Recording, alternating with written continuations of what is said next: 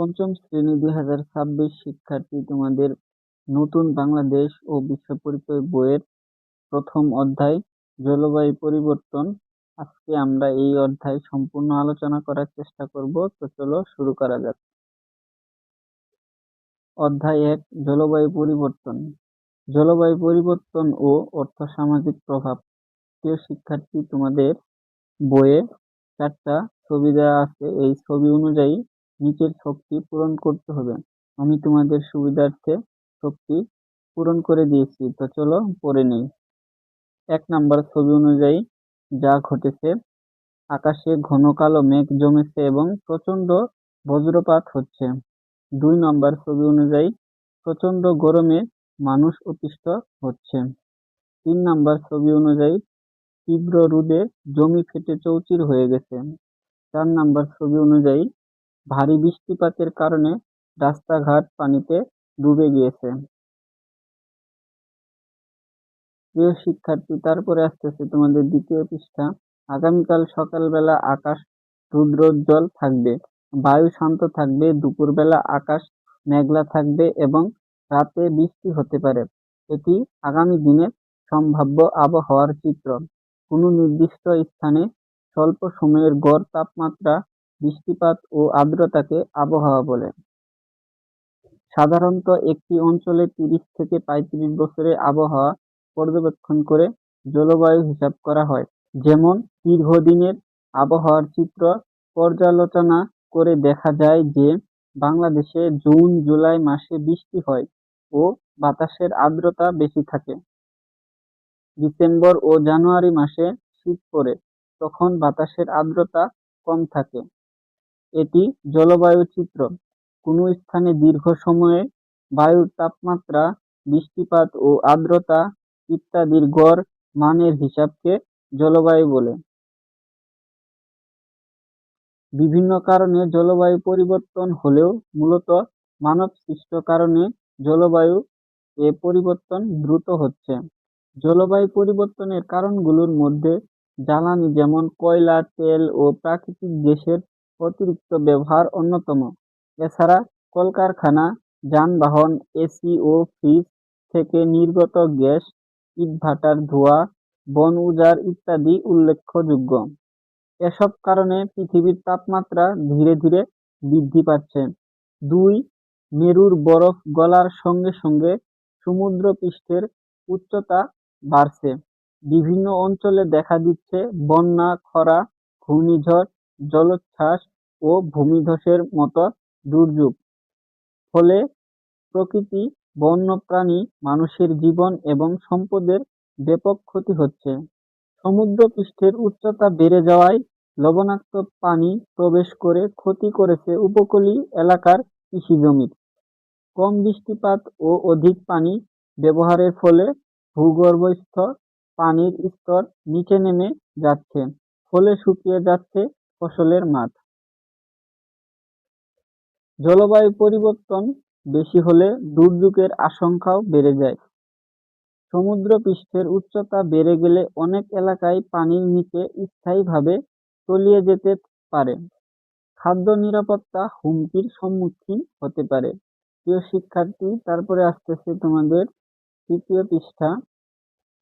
জলবায়ু পরিবর্তনের কারণ উল্লেখ করে নিচের মাইন্ড ম্যাপটি সম্পন্ন করি। প্রিয় শিক্ষার্থী, আমি তোমাদের সুবিধার্থে এই ম্যাপটা পূর্ণ করে দিয়েছি। তো চলো পড়ে নিই। 1 নম্বরে বনভূমি উজাড় বা গাছপালা কাটা। 2 নম্বরে কলকারখানার কালো ধোঁয়া। 3 নম্বরে যানবাহনের ধোঁয়া। 4 নম্বরে জীবাশ্ম জ্বালানি পোড়ানো। 5 নম্বরে অতিরিক্ত প্লাস্টিক ও বর্জ্য পোড়ানো। 6 নম্বরে কৃষিকাজে রাসায়নিক সারের অতিরিক্ত ব্যবহার। গ, পূর্বের পৃষ্ঠার অনুচ্ছেদটুকু পড়ে জলবায়ু পরিবর্তনের ফলে কোন কোন ক্ষেত্রে প্রভাব পড়ে তার তালিকা তৈরি করি। তো এটাও আমি তোমাদের সুবিধার্থে তৈরি করে দিয়েছি। 1 নম্বরে দেওয়া আছে সমুদ্রপৃষ্ঠের উচ্চতা। 2 নম্বরে কৃষি ও খাদ্য উৎপাদন। 3 নম্বরে জনস্বাস্থ্য। 4 নম্বরে পরিবেশ ও জীববৈচিত্র্য, প্রাণী ও উদ্ভিদের বিলুপ্তি। 5 নম্বর প্রাকৃতিক দুর্যোগের হার বৃদ্ধি, বন্যা, ঘূর্ণিঝড়, খরা। ঘ নাম্বার, পূর্বের পৃষ্ঠায় অনুচ্ছেদটুকু পড়ে জলবায়ু পরিবর্তনের অর্থ সামাজিক প্রভাবগুলো লিখো। এটা তোমরা লেখার চেষ্টা করবা। তো তারপরে আসতেছে তোমাদের পৃষ্ঠা 4। 2 জলবায়ু পরিবর্তন রোধ ও পরিবেশ সংরক্ষণ।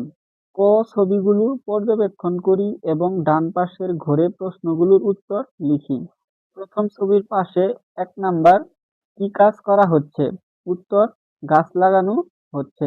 2 নাম্বার, কেন কাজটি করা হচ্ছে? উত্তর, বনায়ন সৃষ্টির মাধ্যমে প্রাকৃতিক ভারসাম্য রক্ষা এবং দুর্যোগ থেকে রক্ষা পাওয়ার জন্য। 3 নাম্বার, কিভাবে কাজটি জলবায়ু পরিবর্তন রোধে সহায়তা করবে? উত্তর, গাছ বায়ুমণ্ডল থেকে অতিরিক্ত কার্বন ডাই অক্সাইড শুষে নেয় এবং অক্সিজেন ত্যাগ করে, যা তাপমাত্রা কমাতে সাহায্য করে। দ্বিতীয় চিত্র অনুযায়ী কি কাজ করা হচ্ছে? উত্তর, ফেলে দেওয়া বর্জ্য বা প্লাস্টিক পুনরায় ব্যবহারের উপযোগী করা হচ্ছে। 2 নাম্বার, কেন কাজটি করা হচ্ছে? পরিবেশ দূষণ কমাতে এবং সম্পদের অপচয় রোধ করতে। 3 নাম্বার, কিভাবে কাজটি জলবায়ু পরিবর্তন রোধে সহায়তা করছে?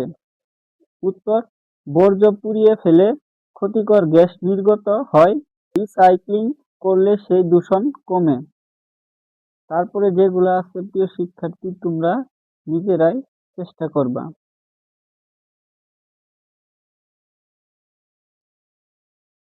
পরবর্তী পৃষ্ঠা 5। খ নিচের ঘরে দেওয়া তথ্যগুলো পড়ি এবং প্রতিটি ক্ষেত্রে আমাদের করণীয় কি তা ডান পাশে খালি ঘরে লিখি। বাম পাশে লেখা আছে, বিদ্যুৎ সাশ্রয়ী পণ্য ব্যবহার, এসি কম ব্যবহার, অপ্রয়োজনে বিদ্যুৎ ব্যবহার না করে বিদ্যুৎ সাশ্রয় করতে পারি। বিদ্যুৎ সাশ্রয় করলে বিদ্যুৎ উৎপাদনে জ্বালানির ব্যবহার কম হয়। এক্ষেত্রে আমাদের করণীয় কি? ডান পাশে আমি উত্তর লিখে দিয়েছি। দিনের বেলা জানালার পর্দা সরিয়ে প্রাকৃতিক আলো ব্যবহার করব। ঘর থেকে বের হওয়ার সময় বৈদ্যুতিক লাইট, ফ্যান বন্ধ করব। দৈনন্দিন জীবনে জীবাশ্ময় জ্বালানি যেমন ডিজেল, পেট্রোল, ককটেল গ্যাস অধিক মাত্রায় ব্যবহার করায় বায়ুতে কার্বন ডাই অক্সাইড বেড়ে যায়, তাপমাত্রা বৃদ্ধি পায়, জলবায়ু পরিবর্তন ঘটায়। আমাদের করণীয় কি? উত্তর, অল্প দূরত্বে যাওয়ার জন্য পায়ে হাঁটা বা সাইকেল ব্যবহার করার অভ্যাস করব। প্রিয় শিক্ষার্থী, তারপরে বাকিগুলা তোমরা নিজেরাই বাসায় করার চেষ্টা করবা। যদি না পারো কমেন্টে বলে যাবা। পরবর্তীতে আমি তোমাদের জন্য নতুন ভিডিওতে সবগুলো প্রশ্নের উত্তর দেওয়ার চেষ্টা করব। স্রোত, বাতাস, সূর্যের আলো এবং বর্জ্য থেকে প্রাপ্ত বায়োগ্যাস বনায়নযোগ্য শক্তি বড় উৎস। এ শক্তি পুনরায় ব্যবহার করা যায় এবং তা পরিবেশ বান্ধব, জলবায়ু স্বাভাবিকতা রক্ষা করে। আমাদের করণীয় কি? বাড়িতে এবং কৃষিকাজে সৌর বিদ্যুৎ ব্যবহার করার চেষ্টা করা।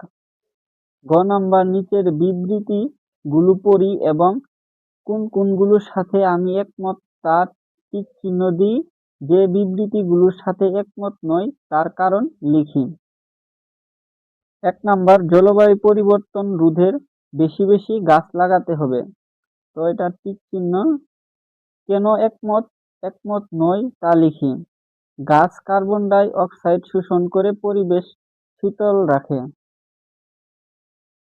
বাকিগুলা তোমরা বাসায় করার চেষ্টা করবা। তারপরে আসতেছে তোমাদের পৃষ্ঠা 7। তো এখানেও কিছু দেওয়া আছে, তোমরা এগুলাও করার চেষ্টা করবা। খ নাম্বার, নিজ এলাকার জলবায়ু পরিবর্তন রোধে ও পরিবেশ সংরক্ষণে আমাদের করণীয় লিখি।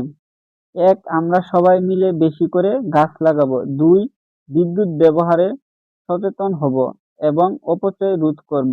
3 প্লাস্টিক ও পলিথিন বর্জ্য যেখানে সেখানে ফেলব না। 4 সাইকেল বা পায়ে হেঁটে যাতায়াতের অভ্যাস করব। 5. বৃক্ষরোপণ এবং পরিবেশ রক্ষায় অন্যদের সচেতন করব। প্রিয় শিক্ষার্থী, এই ছিল তোমাদের প্রথম অধ্যায়ের সম্পূর্ণ আলোচনা। পরবর্তী ভিডিওতে তোমাদের এই অধ্যায়ের অনুশীলনী প্রশ্নের উত্তর নিয়ে হাজির হব। সেই পর্যন্ত সবাই ভালো থাকবে, সুস্থ থাকবে। খুদা হাফেজ।